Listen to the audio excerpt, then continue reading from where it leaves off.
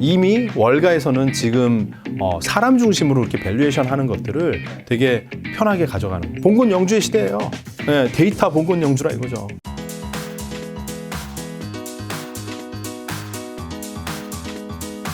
오늘 책은 바로 부의 레벨을 바꾸는 미국 주식, 중국 주식입니다.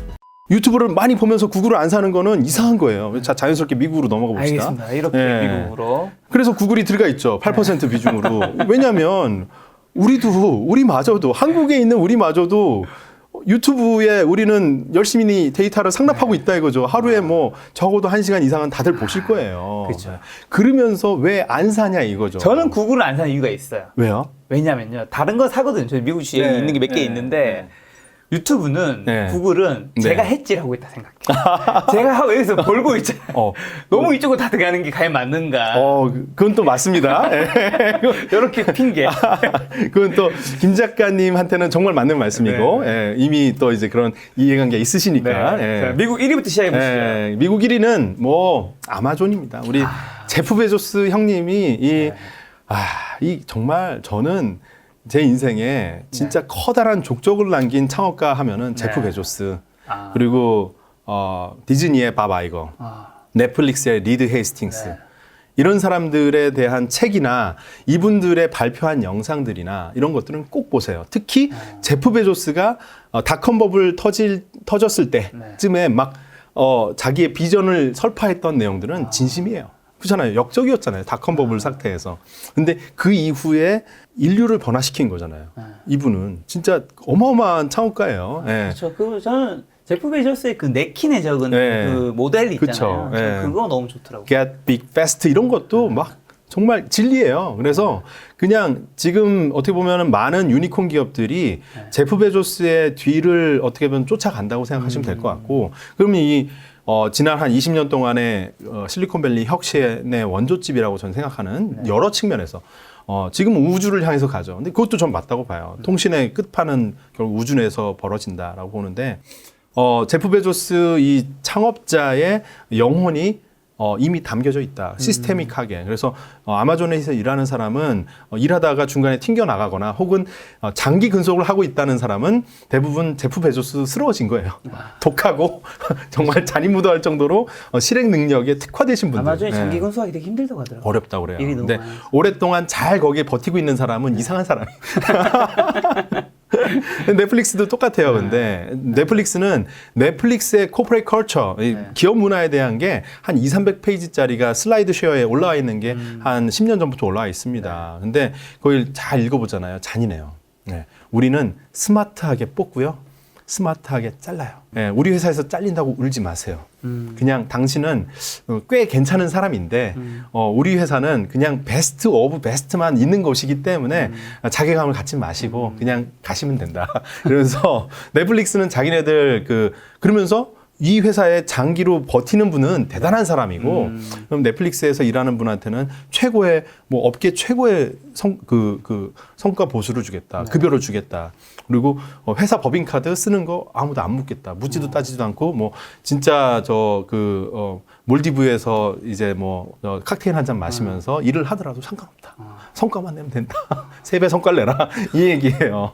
네, 그래서 넷플릭스도 앞으로도 더 저는 전도 유망하다고 생각하고 이 리드 헤이스팅스라는 이 창업가. 전 미국의 기업에 투자할 때는 너무 좋은 건 뭐냐면 창업가의 숨결을 느낄 수 있어요. 왜냐하면 미국이라는 자본시장이 진짜 투명하게 쓸데없는 것까지 다 공유해요. 네. 유튜브 검색해 보세요. 리드 헤이스팅스의 강연이 막 1시간짜리, 2시간짜리 뭐 이런 게 20개 나와요. 그거 한 5개만 봐도 이 사람의 경영 철학이 뭐구나를 진짜 깊숙이 알 수 있어요. 네. 그래서 리드 헤이스팅스를 저는 한 5년 이상 지켜본 결과 이 사람은 자기가 달성할 수 있는 목표치를 100이란 걸 있으면은 항상 70, 80만 얘기를 하고 그걸 보수적으로 항상 초과 달성을 하는 스타일이에요. 예. 그래서 그런 측면이 되게 믿음을 주는 부분이 있고 그리고 넷플릭스의 사실은 컨텐츠는 투자를 엄청나게 뭐 10몇 조 원을 연간 하거든요. 근데 그것들이 사실 회계적으로는 다 비용이에요. 예, 뭐 감가상각, 어모타이제이션이라고 해가지고 무형자산 상각을 하게 되는데 그게 맞냐 이거예요. 저는 책에 나도 써놨지만 그거 자산인 것 같은데 그게 비용일까? 생각을 해보는 거죠. 네. 컨텐츠가 계속 쌓이면은 그렇죠. 그거는 규모의 경제가 나오는 건데. 그렇죠. 그래서 우리가 프렌즈 아직까지 보시는 분도 있어요. 프렌즈. 네. 진짜 오랜만에. 그 옛날 옛적의 프렌즈를 영어 공부한다고 네. 아직까지 보시는 분이 있단 그 말이에요. 영어 공부하는 분들의 대표적인 드라마예요. 그렇죠. 네. 그러니까 언제 어떻게 컨텐츠가 쓰일지 모르는 상황에서 비용으로 다 회계적으로 떨어버리면 이게 계속 축적이 되다 보면 향후에는 이게 뭐 상당히 컨텐츠 자산의 어떤 이익이 의외로 나올 수 있다. 이렇게 또 업사이드를 생각하고 비슷한 맥락에서 디즈니와 넷플릭스는 경쟁 그렇죠. 관계잖아요. 네. 누가 이길지 모르겠어요. 네. 두 회사 다 좋아요. 네. 그럴 때는 그냥 둘 다 담는 거예요. 엄청난 인사이트죠. 네. 모르겠어요. 모를 때는 둘 다 담는 거예요. 엄청난은 아닌가요? 보통 원래 비슷한 건 같이 담으면 분산이 안 되지 않나요? 아니요. 아니, 뭐냐면 월시저널 기사에도 한번 나왔어요. 네. 넷플릭스와 디즈니와 누가 이길 거냐 이런 거를 막 한참 봤는데 봤더니 OTT 그냥 스트리밍 마켓 자체가 성장한다. 아. 네. 그러니까 뭐 예를 들어서 전통적인 케이블 TV 있잖아요. 네. 거기에서 밸류가 이쪽 스트리밍 비즈니스로 오는 거지. 네. 넷플릭스와 디즈니는 어떻게 보면 결이 달라요. 네. 디즈니는 마블 뭐 이렇게 그 얼음공주 뭐 이런 거 있죠. 이렇게 이런 자기만의 이 뚜렷한 색채가 있고 네. 네, 넷플릭스는 뭐 이렇게 프랑스, 스페인 막 네. 제3세계 이런 드라마 네. 아니면은 스페인 드라마를 내가 볼 줄 몰랐어요. 네. 그 종이의 집 이런 거. 아. 네. 그 스페인 드라마예요. 종이지. 나중에 알았어요, 저는. 예. 그리고 3% 이런 드라마, 브라질 드라마를 내가 언제 보냐 이거죠. 예. 근데 그걸 보게 되더라니까요. 예. 그러니까 서로 좀 결이 다르다. 네. 예. 그리고 스포티파이, 텐센트 뮤직을 제가 투자한 거와 똑같은 맥락으로 우리 귀를 계속 즐겁게 해준다. 이 데이터로 즐겁게 해주는 거는 계속 더 축적 효과가 나타난다라고 보는 거고요. 사람이 인공지능이 일을 많이 대신해 주니까 유희의 인간이 돼요. 할 일이 되게 없고 이제 많이 즐기게 돼요. 네, 그래서 뭐 유튜브도 잘 되는 거지만 마찬가지로 이렇게 즐기는 것들은 계속 앞으로 좋다라고 봅니다. 예, 뭐 메이트한디엠핑을 투자한 로직 그대로 도어대시라는 회사 이제 음식 배달을 하고 있고 역시나 성장세가 아주 무서워요. 그리고 트위터 창업자인 잭 도시가 창업한 스퀘어라고 이제 핀테크 산업에서 또 데이터로 이제 치고 나가는 회사 담으면 좋을 것 같고요. 이 뒤에 잭도시 멋져는 뭐예요? 네, 그냥 투자의 로직인 네. 잭 도시가 멋져요. 사람이 되게 멋있어요. 왜냐하면 되게 이 포트폴리오에 약간 굉장한 지금 불신이 생기기 시작했어요. 잭도시 멋져를 본 순간. 저는 사실 여기 넷플릭스나 디즈니나 아마존에도 그 창업가 멋져가 들어가는데 제가 사실 저걸 좀 더 멋있게 글자를 바꿨어야 되는데 사실 전 캐주얼하게 좀 이렇게 그러니까 좋습니다. 신뢰도가 딱 떨어지죠. 잭도 씨의 그 과거 행적을 보면 진짜 그냥 뭐든지 멋있어요. 네, 창업을 그 트위터랑 스퀘어 연달아 하고 네. 그리고 그 사회에 기부하는 거나 이런 것도 있고 근데 스퀘어 자체도 뭐 사실 지금 되게 미래지향적이에요. 네. 그래서 스퀘어가 매출 중에 상당 부분이 비트코인 기반에서 많이 나옵니다. 그래서 되게 이런 그 미래 변화에 대해서 과감하고 그리고 잭 도시가 또 이제 정치적인 행보도 상당히 과감했죠. 트위터에서 막 트럼프 향으로 막 이렇게 하고 그런 부분들이 지금 어떻게 보면 젊은 사람들은 되게 뭐 개인적으로 많이 좋아하는 것 같아요. 근데 과거에도 일론 머스크가 개인적인 인기가 사실 기업같이 많은 기여를 하거든요. 그렇죠. 특히 미국 시장은 그래요. 미국 시장은 창업가 개인의 그 아우라가 엄청난 밸류를 줘요. 확실히 미국은 그 창업가나 CEO가 외부 노출을 많이 하시는 것 같아요. 네. 한국은 노출했을 때 세무조사 받죠. 뭔가 그런 것도 있고 뭔가 항상 부정적 이슈가 끼면서 오히려 기업에 안 좋은 것들을 하면서 이제 외부 노출을 좀 안 하시려고 이게 은둔의 경영자 이런 게 이제 컨셉인데. 그리고 보통 보통 본인이 CEO인데 다른 분을 맞아요. 전문 CEO는 아니면 다른 본인 빠지고 그쵸. 다른 CEO 세워둔다든가. 쿠션. 그런데 미국은 사실은 엄청난 거는 기빙 플랫지들을 많이 하잖아요. 사회를 위해서 막 재산 반띵 뭐 해가지고 그렇죠. 다 뭐 좋은데 쓰고 막 뭐 페이스북 주커버그도 마찬가지지 뭐 다 그렇잖아요. 그러니까 자본가들이 이제 엄청난 벼락부자가 된 이런 뭐 창업가들이 세상을 위한 일에 정말 적극적으로 나선단 말이죠. 이런 것들이 많이 배울 만한 점이 많아요. 그래서 미국 기업이나 중국의 이런 혁신 기업들을 투자를 하면 되게 정신이 맑아져. 아, 참 세상은 좋구나. 이렇게 성선설에 가까워지고 때로는 이렇게 뭐 루신 커피 같은 거에 얻어맞아서 성악설이 꿈틀꿈틀 올라오긴 하지만 그래도 기본적으로 사람들이 괜찮아요. 나를 실망시킨 창업가보다는 나를 만족시키거나 나에게 약속을 지켜준 창업가가 훨씬 많다라는 게 되게 공부하고 사실 투자가라는 거는 끊임없이 공부하는 학습자이거든요. 공부하는 사람이에요. 그렇기 때문에 학자라고 하죠. 그래서 공부를 하게 될 수밖에 없는 게 투자고 지금만 해도 지금 미국이나 중국이나 지금 다 합치면 지금 거의 40개 종목이 다 달하는데 그러면 이제 이런 종목을 계속 끊임없이 공부를 하려면은 많은 시간을 투입해서 계속 실적들을 계속 팔로우를 해야 되는 거고 실적만 보는 게 아니라 창업자들의 그 말과 행동, 언행 일치를 봐줘야 되는. 그럼 참 바쁩니다. 바쁘고 참 여가 시간이 금방 가요. 그래서 다시 또 넘어가면은 요즘 뭐 메타버스 이런 얘기 많은데 테이크 투라는 회사가 제가 볼 때 전 세계에 존재하는 상장 게임사 중에서 가장 예술적으로 완벽을 추구하는 이게 장인 정신, 짱돌배기 이게 정말 예술의 극치가 뭐냐면 레드 데드 리뎀션 2라는 그 작년 재작년 정말 뭐 지금도 인기 많은데 서부 황무지를 배경으로 한 이런 콘솔 게임이 있어요. 근데 그 게임에 들어가면은 너무 디테일한 묘사가 놀라워서 사람들이 현실과 구분을 못할 정도로 요즘 뭐 메타버스 얘기하는데 그런 정도로 몰입이 돼서 게임의 플레이가 이렇게 방향으로 가야 되는데 사람들이 딴짓을 하고 다녀요. 거기서 내셔널 지오그래픽을 찍고 그걸 유튜브로 찍습니다. 그래서 악어가 지금 저 참새를 먹나 보자. 내가 이걸 던져줬을 때 제가 악어가 이렇게 반응하나 보자. 말이 저쪽 근처에 갔을 때 악어가 나를 물면 어떻게 하면 진짜 울어요. 그래서 자연 현상을 거기서 관찰하고 그거를 찍어서 유튜브 영상을 올리는 분들도 있고 그리고 길 가다가 이렇게 황무지니까 막 가다가 흉가가 있잖아요. 이건 사실 스토리라는 거 전혀 상관없어요. 그냥 문득 랜덤하게 들어가요. 들어가면 거기에 오싹한 남매가 딱 있는 거. 봐봐봐. 그래서 밤에 밥 먹고 가래요. 갑자기 무섭잖아요. 봐봐봐. 그러면서. 근데 이 사람들이 나중에 알고 보니까 약간 정신병자. 그래서 살인범인 거예요. 위에 2층에 시체가 있어.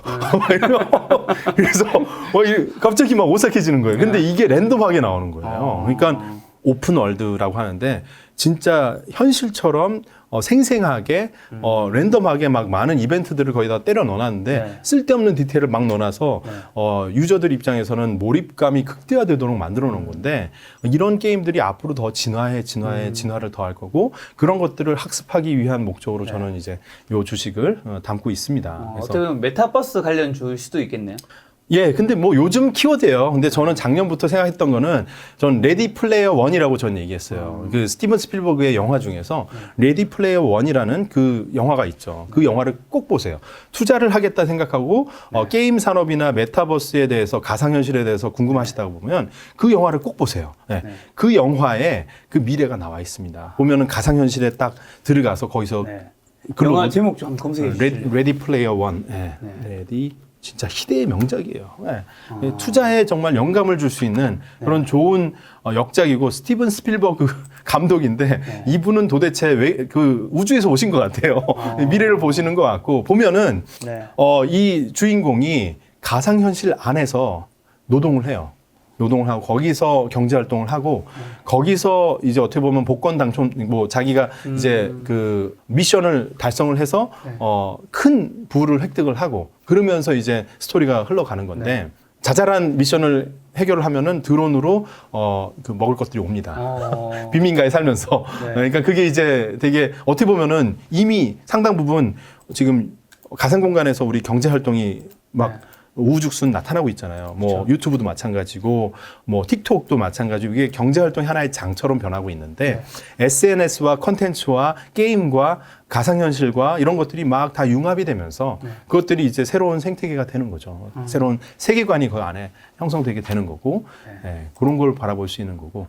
갑자기 스타벅스가 나왔어요. 네, 스타벅스를 저는 이것도 데이터 기업으로 봐요. 스타벅스 데이터 기업이에요? 왜냐하면 사이렌 오더 하잖아요. 사이렌 오더 하시는 분들은 딱 보면은 잔액이 남아 있어요. 그쵸. 네, 거기 자동으로 그 계좌 연동돼가지고 네. 한 4만 원, 5만 원 거기 남아 있단 말이에요. 그거 굳이 다 환전해달라고 얘기 안 하죠. 네, 우리만 그러는 게 아니라 미국 사람도 그러고 전 세계적으로 스타벅스를 활용하는 분들은 이미 스타벅스가 엄청난 핀테크 기업이 돼 있어요. 네, 그리고 스타벅스만큼 이 오프라인 매장을 온라인으로 활용을 잘하는 회사도 없어요. 사이렌오더를 정말 잘 쓰고 있다라는 거죠. 네. 이제는 이게 더 나가서 딜리버리까지 간다는 거죠. 네. 그래서 스타벅스는 단순히 이제 오프라인 커피 샵이 아니다, 프랜차이즈가 아니다. 이거는 핀테크 플랫폼으로서의 의미도 되게 크고, 그리고 더 크게는 이 팬덤. 네, 팬덤은 뭐 그래서 뭐죠 텀블러나 뭐 이렇게 연말에 뭐 다이어리 나오고 뭐 여름에 뭐 무슨 난리 나죠. 난리 나죠. 이런 거 뭐 굿즈가 나오면은 줄을 쓰고 그거 재판매가 되잖아요. 그렇죠. 그게 웬만한 다른 기업들은 안 된다는 거죠. 이 팬덤은 무시할 수 없다. 그리고 그 근간에 누가 있는지 아십니까? 누가 있나요? 하워드 슐츠가 있습니다. 또 사랑하는 또 창업가 그분의 자서전 3개 시리즈 한번 다 보세요. On Word, Pour Your Heart On It, 이게 한 잔에 나의 마음을 담아라. 이게 최초 거고 On Word가 있고 또 최근에 게 뭐죠? 그라운드업인가? 뭐 이렇게 있습니다. 3부작이 다 있는데 하워드 슐츠 창업가는 진짜 세상에 대한 어떤 미션과 이런 것들이 있어요. 나눔. 그래서 스타벅스에서 일하시는 진짜 그 매장 직원분들도 직함이 다 파트너입니다. 파트너. 그 파트너 정신이 있어요. 너무 아름다운 기업 문화를 갖고 있는 존경할 만한 기업으로서 투자하고 배울 만한 게 많아요. 그래서 미국 기업들은 이런 아름다운 미담이 많습니다. 그래서 중국 기업은 사실은 그런 측면에서 조금 상당히 현실주의적이에요. 미국 기업들은 이런 미션과 인류에 대한 어떤 변화 막 이런 것들이 아름답습니다. 우버나 에어비앤비, 스타벅스 이 세 종목은 사실은 저는 하반기 실물 경제가 이게 좋아지는 반등 속에서 사람들이 이제 뭐 많이 나돌아다니면서 밖에서 이제 외부 활동하면서 커피도 마시고 우버도 타고 여행 가서 에어비앤비도 쓰고 이런 것들과 연계되어 있는데 데이터 플랫폼, 데이터 측면에서 좋은 기업들 그 교집합을 찾아본 게 요 세 종목이고 뭐 우버 뭐 말해 뭐 합니까? 예, 그냥 우버는 우버죠. 세계 모빌리티 짱이고요. 우버는 사실은滴滴 출신의 2대 주주기도 해요. 그랩의 또 2대 주주기도 합니다. 그래서 전 세계적인 이 모빌리티 플랫폼의 성장을 홀딩스라고 보시면 돼요. 그 큰 그림은 소프트뱅크 손정희 회장이 그려놓은 거고, 근데 소프트뱅크 본사보다 저는 오히려 우버가 더 좋다고 생각해요. 왜냐하면 좀 응집력이 있어요. 그리고 기존에 이제 창업자가 조금 약간 좀 터프한 분이었거든요. 그래서 지금은 좀 시스테믹하게 돌아가는 부분이 있어서 좀 더 신뢰감도 더 생기는 것 같고, 에어비앤비 같은 경우도 이제 공유역 숙박으로 해서 숙박의 어떤 그 패러다임을 아예 바뀌어놓는 그런 측면이 있어서 좋다고 보고, 이제 뒤로 가면서는 좀 이제 헬스케어, 바이오 쪽으로 갑니다. 여기도 뒤에가 바이오 쪽이네요. 네. 이유는 똑같아요. 데이터로 우리는 오래 살려고 하잖아요. 그러니까 바이오도 역시나 이 임상이나 모든 것이 데이터입니다. 데이터에 대한 것이 이제 많이 갖춰지지 않으면 바이오 산업은 성장할 수 없었어요. 근데 최근의 변화의 사실 흐름을 볼 수 있는 건 슈레딩거 같이 인공지능, 데이터 기반의 신약 개발의 앞단에 드럭 디스커버리라고 하는데 신약을 발견하는 부분을 인공지능의 이 컴퓨팅 파워를 동원해가지고 하는 기업이에요. 매출도 많이 나오고 성장하는 회사인데 한동안 이제 뭐 주가가 많이 하락해서 스레딩거라는 이제 오명을 얻었었는데 사실은 지속 지켜보고 보면은 주가가 많이 반등했고 비즈니스는 계속 좋아지고 있습니다. 그래서 비즈니스 현장을 믿어주고 창업가들의 그 미래 비전을 믿어주고 1년, 2년 기다린다고 하면 분명히 좋은 성과가 날 거라고 생각하고요. 이런 슈레딩거 또 이제 진 에디팅이라고 하죠. 유전자를 이렇게 편집을 해요. 유전자를 안 좋은 유전자는 잘라내요. 그래서 막 에이즈 걸린 두 부부가 있으면 애가 사실 에이즈 걸릴 확률이 100%거든요. 그거를 없애주기 위해서 에이즈 관련된 지인을 유전자를 싹 오려내가지고 했더니 아이가 에이즈에 없는 아이가 태어났어요. 그게 과거에 몇 년 전에 있었던 일이고 이것도 중국에서 했습니다. 어떻게 보면 뭐 어떤 인권 뭐 어떤 이런 윤리 측면에서 문제가 될 만한 것들을 과감하게 해서 지금 뭐 가택연금 상황인데 그 과학자분은 근데 사실 그런 부분에서 노벨상 받은 분이 여기 크리스퍼 테라퓨틱스의 창시자예요. 그래서 이 회사를 저는 노벨상 받는 그날 샀거든요. 근데 계속 주가 흐름은 좋았고 최근에 좀 빠졌지만 앞으로도 기대된다고 생각하고요. 네. 그러니까 카테고리 킹이에요. 그 분야가 좋다라고 생각하면은 투자를 하면 되는 거고 비중을 높게 갈 수는 없어요. 왜냐하면 이런 분야는 그냥 안 가본 길이에요. 이제 앞으로 갈 길이 구말리고 이 길이 가는 길에 온갖 굴곡이 있을 수 있거든요. 비포장 도로란 말이죠. 네. 아마존은 포장 도로예요.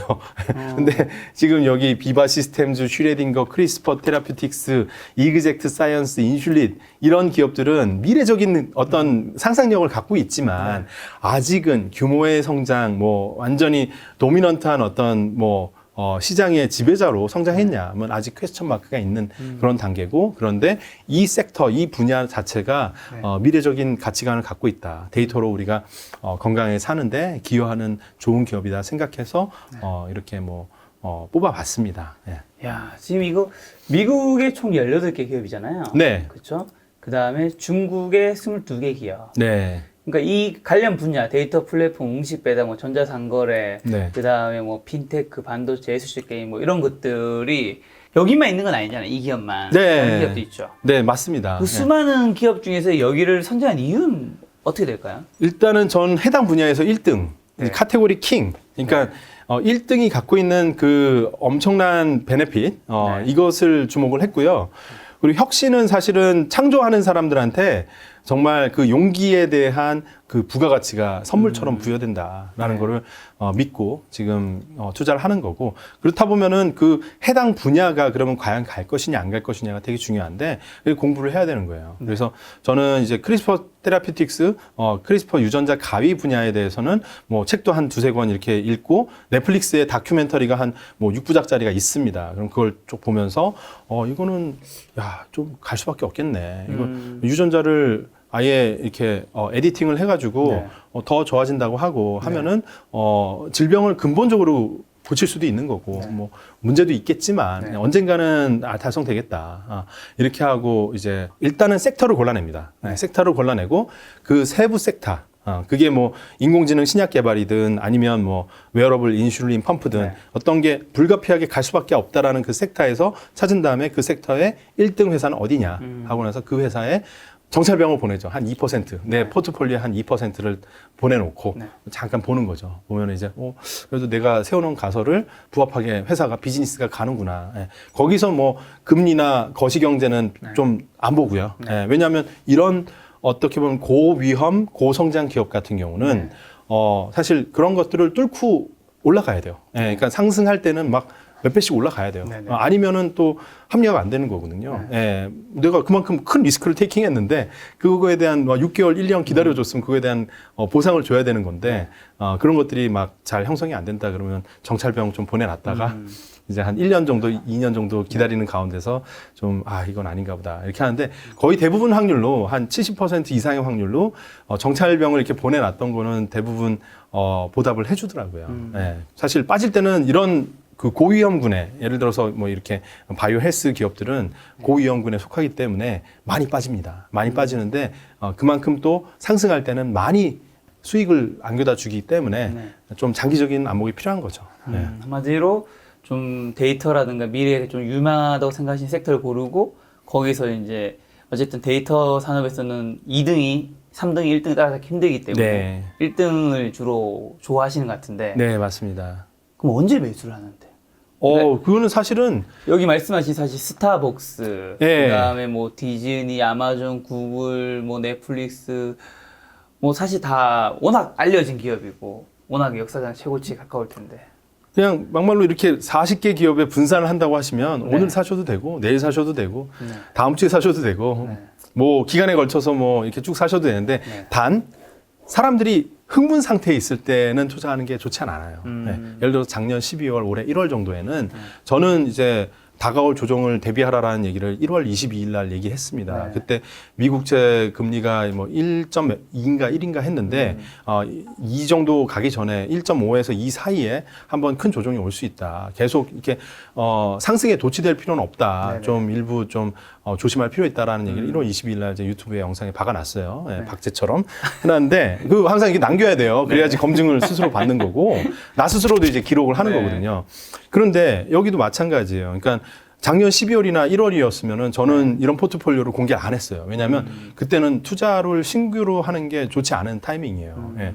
왜냐하면 막 그냥 계속 고고고고고 하니까 네. 세상에 근데 물극필반이라고 뭐든지 사물이 극에 달하면 이렇게 한번 꺾이게 돼 있어요. 이게 세상의 흐름이잖아요. 뭐 물리 법칙도 마찬가지로 그런 것처럼. 그래서 지금은 거꾸로 뭐냐면 사람들이 우려도 많고 걱정도 많고 막 갈팡질팡해요. 예. 막 이렇게 많이 하락도 했고, 뭐 일부 박스권에 있는 것도 있고, 막 지금 막 상승하는 종목은 없어요. 그렇기 때문에 특히 이런 테크 기업들에 대한 거, 또 기술로 혁신하는 기업들, 작년 연말에 무지 좋았는데, 뭐 사람들이 그러죠. 뭐 올해 하반기나 내년까지는 뭐 성장 주식보다는 가치 주식, 뭐 이렇게 경기 민감주가 더 좋다 이렇게 얘기를 하시는 분도 많아요. 네. 근데 저는 이제 그런 투자 행태는 별로 바람직하지 않다고 생각하고 그냥 자기가 좋아하는 sek터면은 그 섹터를 2년, 3년, 4년 계속 좋아해야지. 저는 사실 10년 차입니다. 데이터 투자 10년 차. 구력이 꽤 되죠. 근데 안 바꿔요. 이거를 바꾸는 게 아니라 더 공고화되는 거거든요. 그래야 투자 근육이 이렇게 단단해지는 거예요. 예, 이렇게 하면서 자기가 보는 그 깊이도 생기고 이렇게 하니까 사실 이렇게 보면은 타이밍이라는 거는 큰 이슈는 안 돼요. 그냥 사람들이 많이 흥분할 때 그때만 안 들어가면 되는 거예요. 예. 그럼 이 사놓고 난 다음에 언제 파세요? 안 팔죠? 아, 계속 네. 그냥 가지고 네, 있어요? 1년, 2년은 계속 가져가요. 그리고 사실 메이턴 데이핑도 재작년부터 지금까지 최고의 위너는 그냥 안 파는 사람이 위너입니다. 예. 뭐 자꾸만 고점을 맞추려고 하면은 머리만 아프고 안 맞아요. 근데 그렇다고 평생 가져갈 수 있는 건 아니잖아요. 예, 그죠. 근데 가설이 검증되면은 팔면 되는 거예요. 언제? 예. 어떤? 그건 사실은 텐센트는 계속 올라가니까 7년 전에 내가 갖고 있다. 그럼 계속 안 팔고 있는 게 좋은 거고요. 그러니까 한 종목을 비중 조절을 할 수 있겠어요. 예를 들어서 주가가 막 5배가 갔어요. 그러면 자연스럽게 내 포트에서 비중이 너무 높아지잖아요. 그러면은 한 수익 난 부분 반 팔아서 한 3종목을 더 담는 건 할 수 있겠어요. 근데 이거를 밑둥을 자를 필요는 없는 거예요. 회사가 나한테 계속 약속을 지켜주고 있는데 왜 우리 동업가 정신을 잘하고 있는데 파트너십을 왜 깨냐 이거죠. 잘하고 있는데 근데 수익이 많이 났어. 5배가 됐어요. 그러면 그 왕싱 회장이나 제프 베조스한테 나 혼자 말하는 거죠. 아 요만큼 한 반은 내가 팔아도 되겠죠. 하면서 제가 팔고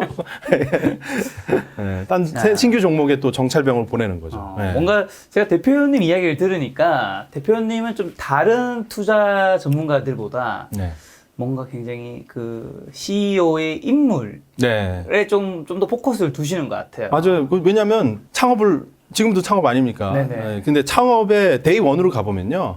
사람이 있어요. 그렇죠. 사람의 머릿속에 아이디어. 그리고 손발 바쁘죠. 그러다가 거기에 3명, 5명 붙어요.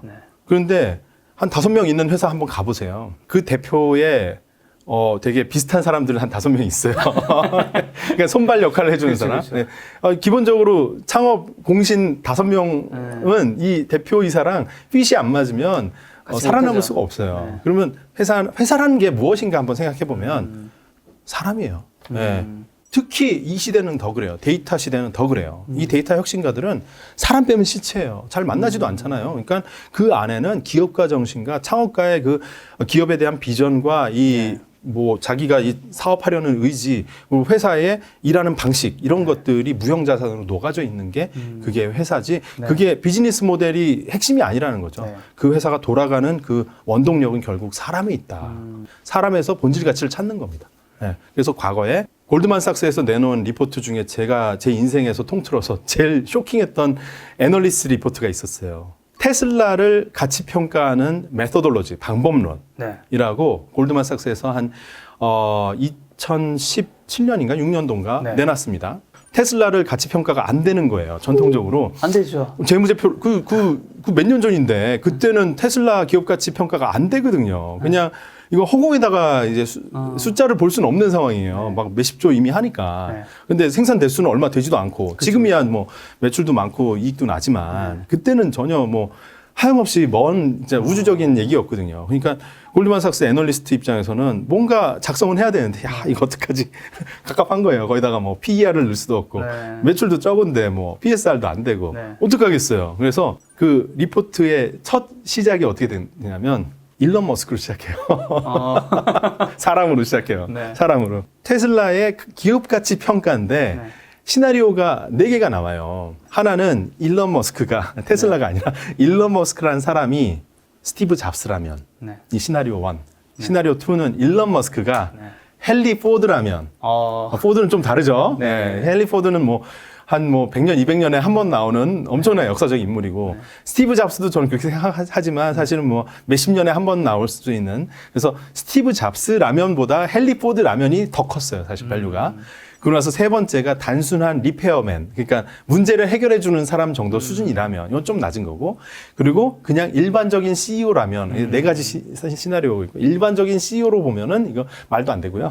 지금 주가가 한 3분의 1 토막 나야 되고, 그렇죠. 그리고 리페어맨이라고 해도 이거 지금 기업 가치는 비싸다. 이제 지금 기업 가치가 합리화 되려면 스티브 잡스와 헨리 포드 그 어딘가에 있어야 된다라는 걸 했어요. 근데 그 이후 한 4년, 5년 동안 네. 일론 머스크가 어떻게 됐습니까? 엄청나졌죠, 뭐. 얼마 전에 세계 부자 서열 1위도. 네, 그러니까 그 애널리스트 리포트는 상당히 나름 적중했던 거예요. 네. 사실 많은 가치 투자자분들이 네. 저의 밸류에이션이나 저의 기업을 선별하는 그런 거에 대해서 되게 거부감을 느끼는 분도 많아요. 예, 뭐, 막 PSR 10배 넘는 걸 어떻게 투자해? 막, 야, 저거 완전 뭐, 근거가 있는 거야. 막, 넷플릭스를 보더라도 여전히 우려스럽게 보는 분도 많아요. 쿠팡에 대해서도 마찬가지고. PER 20배, 30배에 투자하시는 분은 PER이 안 나오는, 순이익이 안 나오는 기업들 투자 못 하는 분도 많거든요. 네. 그런데 이미 월가에서는 지금 사람 중심으로 이렇게 밸류에이션 하는 것들을 네. 되게 편하게 가져가는 거예요. 예. 왜냐하면 이 시대만큼 이거 봉건 영주의 시대예요.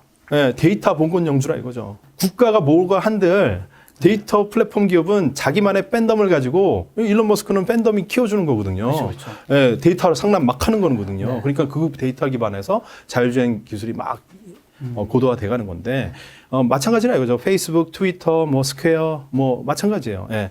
자신의 이 플랫폼에서 어떻게 보면 이 거느리고 있는 먼슬리 액티브 유저는 네. 봉건 영주 입장에서 이거 복속돼 있는 그 주민들이다. 예. 그거에 대한 엄청난 어마무시한 지배력을 바탕으로 계속 무한 성장을 하게 되는 게 앞으로 흐름이라고 보고, 그래서 데이터를 중심에 놓고 투자를 전략 가져가는 거고, 전통적인 개념에서 보면 사실 좀 이해가 안 될 수 있는데 사람 중심으로 보면 또 이해가 될 수 있다라는 측면이죠. 대표님 차후에 적으신 내용도 투자의 기준은 돈이나 주가 그래프가 아닌 사람이다. 네. 경제의 실행력, 아이디어, 윤리, 경영 전략 모든 것들이 합쳐진 평판 등이 기업의 본질이기 때문이다 하면서 좋은 기업을 선별하는 기준은 사람이다. 사람이 있다. 예. 근데 같이 투자하시는 분들도 뭐 그런 PR이랑 관점에서는 좀 다르게 생각할 수 있지만 또 그분들도 중요하게 보는 척도 중 하나는 네. 경영진의 자질. 맞습니다. 그 부분에서는 또 네. 일치하는 거잖아요. 맞습니다. 그게 과연 네. 어느 정도나 많이 보느냐에 따른데. 네. 그래서 투자 구력이 오래되신 분들은 더 사람 보는 비중이 크세요. 네. 그렇죠. 네. 알겠습니다. 지금 오늘 이제 중국 주식과 미국 주식 이제 포트폴리오 보여주셨잖아요. 네. 요거 구성 뭐 배분이라든가 이런 거 좀 네. 어떻게 하면 좋을까요? 여기 나온 대로 뭐 비중을 가지면 되는 근데 거죠. 저는 이거 샘플로 보여드리는 거고, 네. 각자 이제 개인들의 취향이 있으시니까 여기에 넣고 빼고 할 수도 있고 네. 한데, 뭐 저는 그래요. 그러니까 너무 고위험군의 주식에 막 포트폴리오에 20% 30% 이렇게 많은 분들이 그렇게 어떻게 보면 제 입장에서 보면 몰빵을 많이 하세요. 네네. 그런데 나름의 합리화를 다 하시거든요. 네. 근데 그런 분들이 나중에 이제 그 고위험군 되게 리스키한 베팅을 하고 되게 힘들어 하세요. 예, 심지어 막 뭐 집담보 대출 받으셔서 그런 뭐 투자할 때는 진짜 그 차원가 정신에 막 흥분 모드에서 투자를 하셨다가 많이 이제 고통 가운데서 막 부부싸움도 하시고 막 그쵸. 눈물 흘리고 이런 것들 많이 봤습니다. 보면은 이제 결국은 그러면 이제 지속 가능한 기업을 좋아하죠. 그렇죠. 우리 스스로도, 나 스스로도 내가 지속 가능한 투자자인가. 예, 그걸 한번 돌이켜 보시면 지속 가능한 투자가 되기 위해선 어쩔 수 없이 분산을 해야 되는 거고, 40개 종목 분산했다고 그게 많지 않아요. 세상엔 수만 개, 거의 뭐 진짜 많은 자산의 셀렉션이 있는 거에서 40개 선택한 거는 되게 좁게 이렇게 핀포인트 한 겁니다. 그것도. 예. 야, 이거 지금 오늘 보여주신 거 오늘 현재까지 제가 다 적어놓고 나중에 몇 달 뒤에 그러니까요. 저는 그러니까 투자가로서 검증 받겠다는 의지고요. 그냥 그렇죠. 이렇게 3월 29일 날짜 찍은 거는 나중에 수익률 계산을 하실 수 있어요. 아, 예. 그렇죠. 그래서 그때 가서 보자 이거죠. 6개월 후에 평가받겠다는 거예요. 달게. 예. 천국일지 지옥일지. 아, 예, 예. 이건 뭐 감당해야 되는 거예요. 투자라는 게 그런 겁니다. 그렇죠. 예, 숫자로 얘기하는 거거든요. 네. 사실 미국 주식에 투자해야 한다는 얘기는 워낙 뭐 많은 전문가들이 네. 이야기를 하셔서 네. 다 이해하실 것 같은데 중국 주식 투자 사실 제 주변에도 미국 주식은 하시는 분들이 꽤 있거든요. 워낙 서학개미 요즘 다 할 수 있으니까. 네. 근데 중국 주식은 하는 사람이 지금까지 제 일반인 지인 중에서는 한 명도 없어요. 아, 네.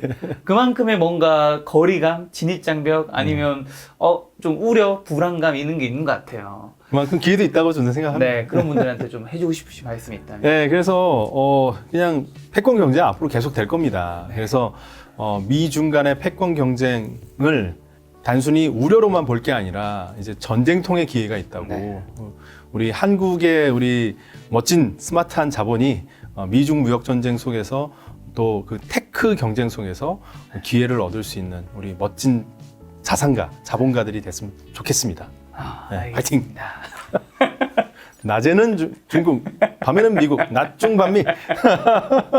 근데 대표님이 굉장히 에너지가 좋으시네요. 아, 텐션 높죠?